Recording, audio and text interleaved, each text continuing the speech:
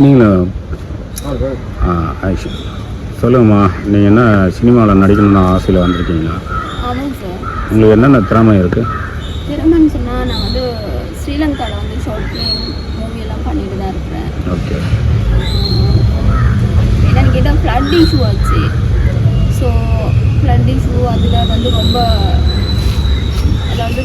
நான் வேலை செஞ்ச ஆஃபீஸ் அதெல்லாமே வந்து ரொம்ப கஷ்டமாக போயிடுச்சு. அதுக்கப்புறம் வந்து சென்னையில் வந்து என் ஃப்ரெண்டு மூலம் தான் ஓகே நான் சினிமாவுக்கு வரலாம் அப்படின்னு சொல்லி ஃப்ரெண்டு தான் கூப்பிட்டாங்க.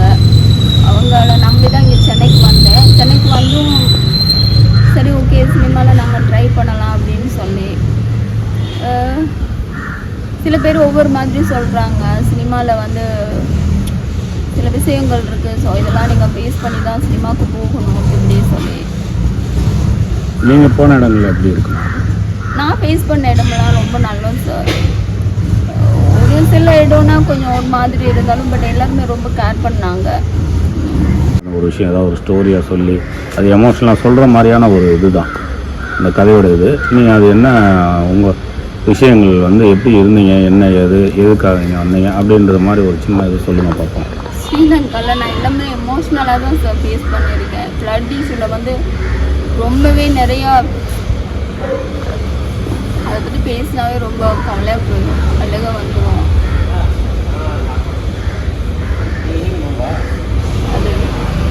அதை பற்றி பேசினாவே நான் எமோஷ்னலாக இருக்கேன் சார். அது ஓகே சொல்கிறதுல எனக்கு தெரியல. ஸோ அதெல்லாம் வந்து மறக்கணும். ஸோ அந்த ஃபீல்டில் நான் ஏதாவது ஒரு அச்சீவ் பண்ணணும் அப்படின்னு சொல்லி தான் நான் வந்திருக்கேன். இப்போ உங்கள் ஊரில் இருக்கிற நிறைய பேர் எங்கே போயிடுறாங்கம்மா? எங்கே ஏதாவது வெளியூர் என்ன பண்ணுறாங்க? இப்போது அந்த டயத்தில் யுத்தம் நடந்துச்சு.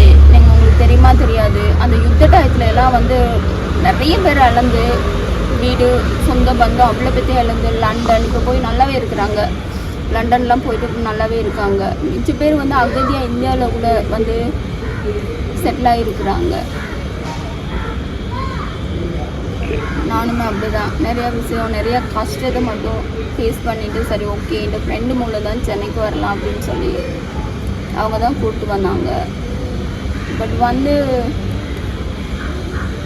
என்ன மாதிரி கஷ்டம் இருக்குன்றீங்க? இங்கே யுத்தம் இதெல்லாம் நடக்குது, என்ன இருக்கும், எதை ஃபேஸ் பண்ணுறீங்க? அதாவது ஏதாவது கிடைக்காம போகுமா இல்லை என்ன? இல்லை சார், யுத்தம்லாம் வந்து இப்போ ஸ்டாப் ஆச்சு. யுத்த டயத்துல எல்லாம் வந்து எல்லோரும் எல்லாத்தையுமே இழந்துட்டாங்க. வீடு வாசல் சொந்த பந்தம் எல்லாருமே எல்லாத்தையுமே இழந்து இப்போ ரீசெண்ட்லி ஃப்ளட் இஷ்யூ ஏதோ ஆச்சு ஒரு 2 months பிஃபோர் நினைக்கிறேன். அந்த ஃப்ளட் இஷ்யூவில் வந்து மொத்தமாக வீடு சொந்த பந்தம் எனக்கு தெரியவே எத்தனையோ ஃபேமிலி எல்லாத்தையுமே இழந்துட்டாங்க. அம்மா அப்பா அண்ணன் தம்பி சொந்தம் அவ்வளோ பேர்த்தையும் இழந்துட்டு தனி மரம் ஒவ்வொருத்தரும் ஒவ்வொரு ஃபேமிலியில் ஒவ்வொருத்தர் மட்டும் மிச்சமாக அதெல்லாம் அந்த இன்சிடெண்ட்லாம் ஃபேஸ் பண்ணி சார். அதெல்லாம் ரொம்ப ஒரு கஷ்டமான ஒரு விஷயம். இங்கே தமிழ்நாடு எப்படிமா இருக்குது? Tamil Nadu super sir. ஆனால் வந்து பயத்தோடு தான் நான் வந்தேன். இங்கே வந்தோன்னே நான் ஃபேஸ் பண்ண ஒவ்வொரு பர்சனுமே எனக்கு நல்ல ஒரு எக்ஸ்பீரியன்ஸ் தான் தந்திருக்காங்க. எஸ்பெஷலி தமிழ்ன்றனாலேயே என்னை ரொம்ப நல்லாவே கேர் பண்ணிக்கிறாங்க. சில பர்சன் வந்து இல்லை ஒவ்வொருத்தரும் ஒவ்வொரு மாதிரி இருப்பாங்கன்னு சொல்கிறாங்க. பட் நான் ஃபேஸ் பண்ண ஒவ்வொரு பர்சனுமே ரொம்ப நல்லவங்க தான். நீங்கள் வந்து தமிழ் நம்பி வந்திருக்கீங்க? ஆமாம், தமிழை நம்பி இங்கே தமிழாக்கள் இருக்காங்க. ஸோ எனக்கு ஒரு நல்ல ஒரு ஆப்பர்ச்சுனிட்டி கிடைக்கும். நானும் இந்த ஃபீல்டில் எதுவும் ஒன்று அச்சீவ் பண்ண போகிறேன். எனக்கு ஒரு நல்ல ஒரு வாய்ப்பெல்லாம் இருக்கும். எத்தனையோ பேர் ஸ்ரீலங்காலேருந்து வந்து இந்த தமிழ்நாட்டில் எவ்வளோ பேர் நிறைய சாதிச்சு இப்போ நிறைய சினி ஃபீல்டில் உள்ளவங்க எத்தனையோ பேர் தமிழ்நாட்டு அங்கே ஸ்ரீலங்காலேருந்து வந்து சாதிச்சு பெரிய ஆள் ஆகியிருக்காங்க. ஸோ அந்த ஒரு கான்ஃபிடென்ட்டில் தான் நானுமே வந்தேன். அச்சீவ் பண்ணுவேன்னு நினைக்கிறேன். வேற ஏதாவது ட்ரை பண்ணலையா? ஒர்க்கு பார்ட் டைம் ஜாப் ஏதாவது பண்ணிக்கிட்டு இந்த மாதிரி மீடியா சைட் ட்ரை பண்ணலாம் அப்படின்னு சொல்லி சார். ஸோ அதை வந்து நான் கண்டினியூவாக பண்ணிக்கிட்டு இதுலேயும் இது பண்ண ஃபோக்கஸ் பண்ண முடியாது. ஸோ ட்ரை பண்ணிக்கிட்டு இருக்கேன். கிடைச்சா ஓகே. இப்போ இந்த படத்தில் நீங்கள் ஆக்ட் பண்ண ஓகே அப்படின்னா இப்போ எப்படி வந்து கால் ஷீட் பிரச்சனைகள் இல்லாமல் ஷூட்டு ஒழுங்காக கவனமாக அட்டன் பண்ணி இது பண்ணிவிடுவீங்களா? ஓகே, நான் அந்த ஃபீல்டுக்கு தானே சார் பண்ணேன். ஸோ அந்த ஃபீல்டில் வந்து ஃபுல் அண்ட் ஃபுல் வந்து நான் அந்த ஃபீல்டில் தான் இது பண்ணணும்னு சம்பளம்லாம் என்னம்மா?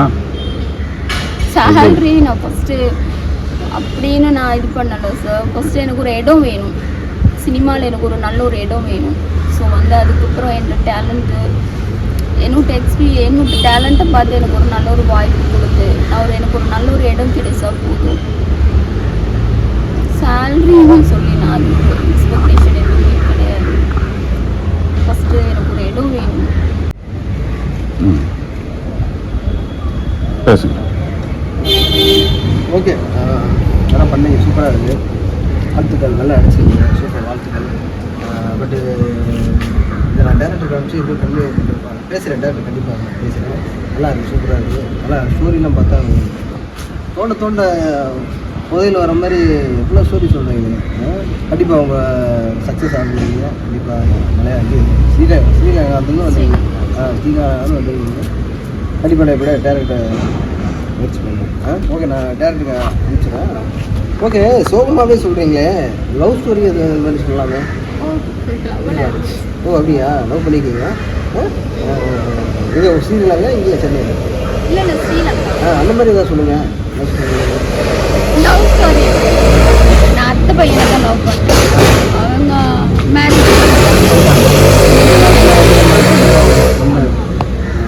அவங்க மேரேஜ் பண்ணிட்டாங்கன்னா ஃபேமிலிக்குள்ளே மேரேஜ் பண்ணக்கூடாது. அதாவது அத்தை பையன் மாமா பொண்ணு கல்யாணம் பண்ணக்கூடாது அப்படின்னு சொல்லி அவங்க வெளியில் கல்யாணம் பண்ணிட்டாங்க. ஸோ அதுதான் லவ். அவங்க இப்போ பணத்தில் கொஞ்சம் போயிட்டா இல்லை ஃபேமிலி அப்பாட்ட தங்கச்சி பையன். ஸோ அவங்க மேலே மட்டும்தான் எனக்கு ஒரு இது இருந்துச்சு, ஃப்ரெஷ் மேரேஜ் பண்ணால் ஸோ அவங்கள பண்ணாங்க அப்படின்னு சொல்லி ஒரு இது இருந்துச்சு. மற்றபடி யாரு மேலேயும் ஸோ அவங்க மேரேஜ் பண்ணிட்டாங்க. ஸோ நீங்கள் இப்போ அவங்க ஃபேமிலியோட செட்டில் ஆகிட்டாங்க. அதுக்கப்புறம் வந்து செட்டில் ஆகிட்டாங்க. இப்போ நீங்கள் ஒரு அச்சீவோட வந்திருக்கீங்க. ஸ்ரீலங்கா வந்து தமிழ் சினிமாவில் எப்படியாவது ஜெயிச்சு அவங்க முன்னாடி இங்கே வந்திருக்காங்களே. இப்போ லாஸ்ட்லியா ஜெனிலியா ஜனனி சொல்ல முடியாது. ஸ்ரீலங்காவில் வந்து லாஸ்ட்லியா ஜனனி அவங்களுக்கு தெரியாதா? அவங்களுக்கு ஒரு ஆர்டிஸ்ட். ஓ அப்படிங்களா? எனக்கு நான் ஒர்க் பண்ண படம் பெரிய படம். ஆமாம், விஜய் சாரோட எல்லாம் அவங்க ஆக்ட் பண்ணியிருக்காங்க. ஓ அப்படியா? நான் விஜய் சாரோட ஜில்லா படம் ஒர்க் பண்ணேன். ரெண்டு பேருமே பிக் பாஸ்ல எல்லாம் இருந்திருக்காங்க. ஓ அப்படியா?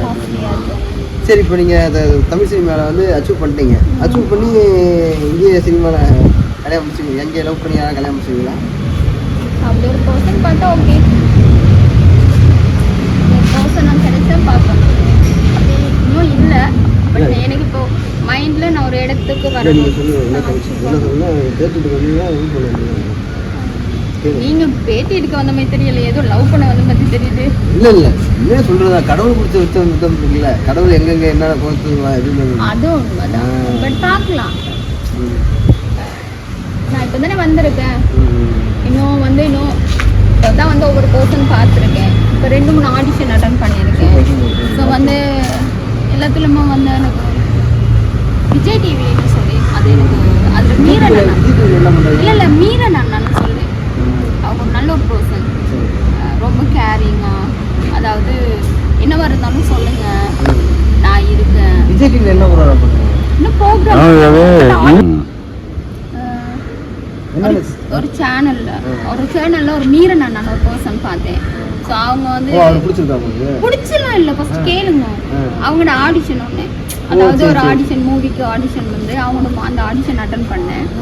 பட் என்ன காமெடின்னு சொன்னால் அந்த ஆடிஷனில் வந்து நான் பர்ஃபெக்டாகவே பண்ணலை. ஸோ பெஸ்ட் கொடுக்கல. என்கிட்ட நான் இந்தியாவுக்கு வந்து ஃபர்ஸ்ட் வீக் அந்த